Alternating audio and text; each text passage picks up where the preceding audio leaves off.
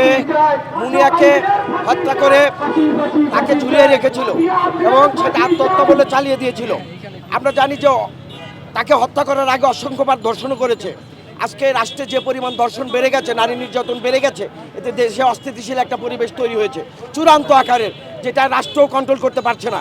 তাই আমরা বলি যে আসলে এই ধর্ষকের উৎপত্তি হয় কোথা থেকে, ধর্ষণের উৎপত্তি হয় কোথা থেকে, এই ধর্ষণের এবং খুনিদের উৎপত্তি হয় কোথা থেকে। এরকম বড় ধনীরা যখন রাষ্ট্র ক্ষমতায় থাকে অন্যায়ের ভিতর দিয়ে, ফ্যাসিবাদকে সমর্থন করার ভেতর দিয়ে এবং বৈষম্য, যে দেশে অসংখ্য দরিদ্র মানুষকে রেখে তারা সম্পদের পাহাড় করে তোলে এবং তারা সকল রকমের অপরাধ এবং অন্যায়ের প্রশ্রয় দিয়ে থাকে। এদের কারণে এরা যখন দর্শন করে খুন করে আপনার বিচার থেকে পার পেয়ে যাচ্ছে, তখন দেশে এই দর্শনের বিচার না হওয়াটা একটা দৃষ্টান্ত হিসাবে আসে। যখন সমাজে এটা দৃষ্টান্ত হিসাবে আসে, তখন সমাজের লোকও দর্শনের প্রতি উৎসাহিত হয়, সমাজে দর্শন বেড়ে যায়। আমরা দেখতে পাচ্ছি আসিয়াকে আজকে দর্শন করে মেরে ফেলা হয়েছে, 8 বছরের বাচ্চা, তাদের দর্শককে গ্রেপ্তার করা হলো, গ্রেপ্তার করছে, এটা ভালো কথা। অবশ্যই দর্শককে গ্রেপ্তার এবং বিচার করবে, কিন্তু আনবীরের মতো দর্শকদের আপনার এখানে গ্রেপ্তারও করা হচ্ছে না, বিচারও করা হচ্ছে না।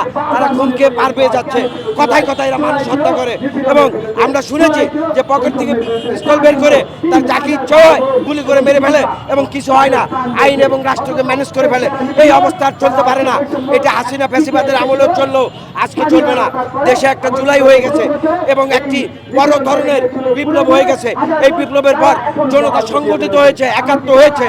এই একাত্ম হওয়ার ভিতর দিয়ে আমরা একটা ধর্ষণ মুক্ত এবং নির্যাতন মুক্ত, নিপীড়ন মুক্ত, বৈষম্য মুক্ত এবং একটা গণতান্ত্রিক দেশের দাবি নিয়ে আমরা এখানে এসেছি। জুলাইয়ের পর জুলাইয়ের দাবি এটাই, এই দর্শকরা যদি পার পেয়ে যায়, এই হত্যাকারীরা খুনিরা যদি বারবার পার পেয়ে যায়, তাহলে সমাজে ন্যায় বিচার বলতে কিছু থাকবে না। তাই আমরা বলছি সমাজে ন্যায় বিচার প্রতিষ্ঠার লক্ষ্যে আমরা এইসব অপরাধের গডফাদারদের আগে বিচার চাই।